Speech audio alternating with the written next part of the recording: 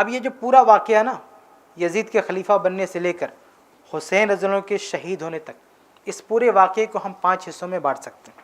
یہ پورا واقعہ دیکھیے 5 حصوں میں ہے۔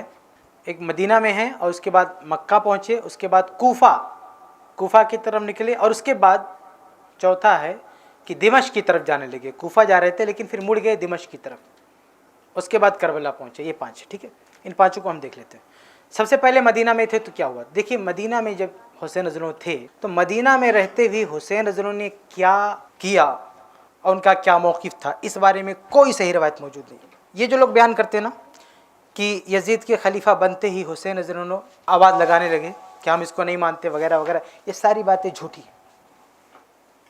جب تک حسین رضی اللہ عنہ مدینہ میں تھے تب تک اس وقت مدینہ میں رہتے ہوئے یزید کی خلافت سے متعلق انہوں نے کیا کمنٹ کیا، اس بارے میں کوئی بھی صحیح روایت موجود ہی نہیں۔ یہ جو لوگ بیان کرتے ہیں نا کہ یزید کے خلیفہ بنتے ہی حسین رضی اللہ عنہ آواز لگانے لگے کہ ہم اس کو نہیں مانتے وغیرہ وغیرہ، یہ ساری باتیں جھوٹی ہیں۔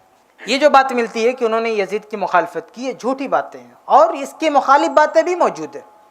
مطلب یہ بات بھی موجود ہے کہ مدینہ میں رہتے ہوئے حسین رضی اللہ عنہ نے اقرار کیا کہ میں یزید کی بیعت کرنے کے لیے تیار ہوں۔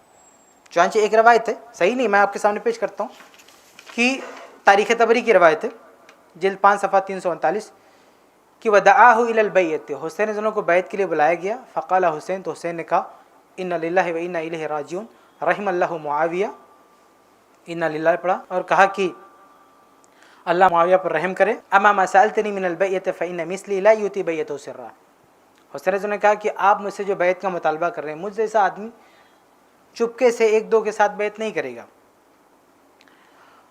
بلکہ کہا کہ ولا اراک تجتزئ بها منی سرا، اور یہ بھی نہیں لگتا کہ میں چپکے سے بیعت کر لوں تم اس کو کافی مان لو گے، دون ان نظہرها علی رؤوس الناس، بغیر اس کے کہ ہم لوگوں کے سامنے اس کا اعلان بھی کریں کہ ہم بیعت کرنے کے لیے تیار ہیں۔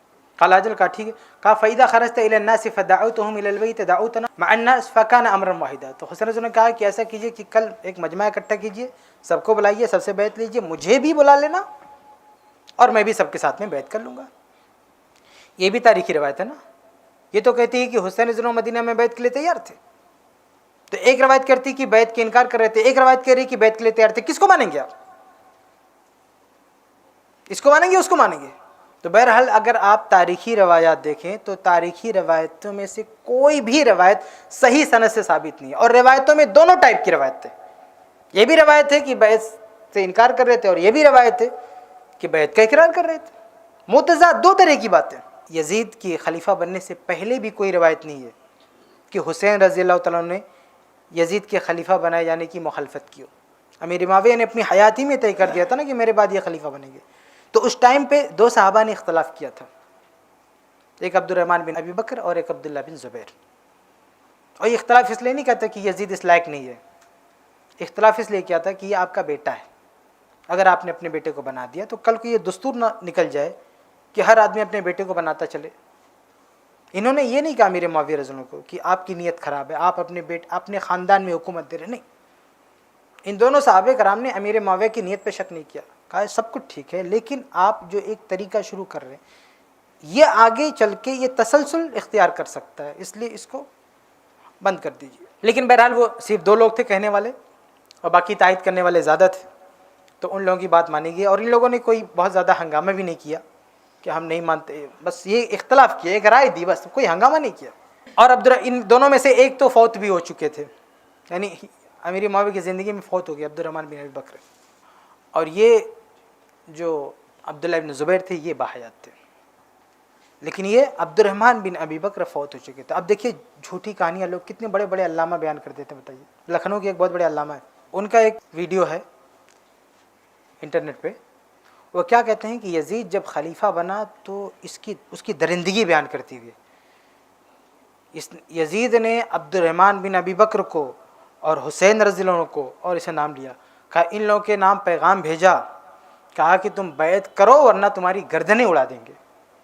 اب یزید کرسی میں بیٹھ گیا، جب وہ کرسی میں بیٹھ گیا تو اس نے پھر اپنی وہی حرکتیں شروع کی۔ اس نے سب سے پہلے مروان کو لکھا، جو اس کا گورنر تھا، वलीद मदीना मुनव्वरा ने उसको लिखा कि हुसैन को, इब्ने जुबैर को, इब्ने अब्दुर्रहमान को और इब्ने जुबैर और इब्ने उमर को, इन सबको बुलाओ, इनसे बैठ लो।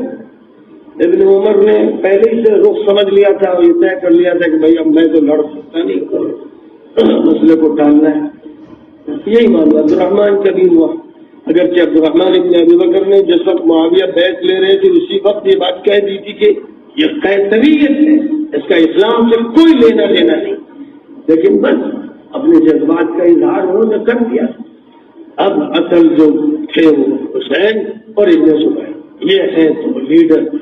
तो कह दिया गया कि इनसे कहिएगा बैत करो, सीधे बैत कर लो, वरना गर्दन काट लो फेंक दो। ये ऑर्डर पहुंचा। इतने बड़े अल्लामा बयान कर रहे हैं क्या कि यजीद ने कहा अब्दुर्रहमान बिन अबी बकर से खलीफा बनने के बाद और हुसैन से बैत करो वरना गर्दन उड़ा देंगे। अब इस अल्लामा साहब को कौन बताए कि अब्दुर्रहमान बिन अबी बकर यजीद के खलीफा बनने से पहले से दुनिया से जा चुके हैं। आप सोचें ये लोग कैसी कैसी झूठी कहानियां बयान करते हैं, लोग उनको गिरफ्त नहीं करते, तारीख नहीं जानते ना, पब्लिक क्या वाह वाह करना शुरू कर देती है। इतना बड़ा अल्लामा बताइए, सोचिए आप, इतने बड़े अल्लामा कि पूरे हिंदुस्तानी मुसलमानों की क़यादत करना चाहते हैं कि हम कायद हैं आपके।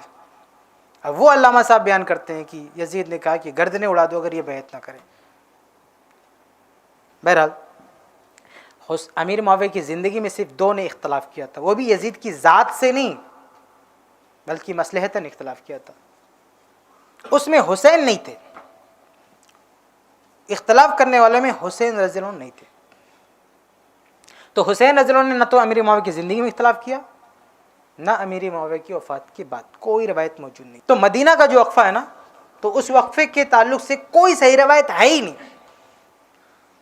ये पूरे यकीन के साथ आप में से किसी को भी, कोई भी शख्स अगर कोई ये दावा करे कि मदीना में जब हुसैन रज़ियल्लाहु अन्हु थे तो कोई एक बात कही यजीद के खिलाफ सही सनद से हो, वो मेरे पास लाए, है ही नहीं।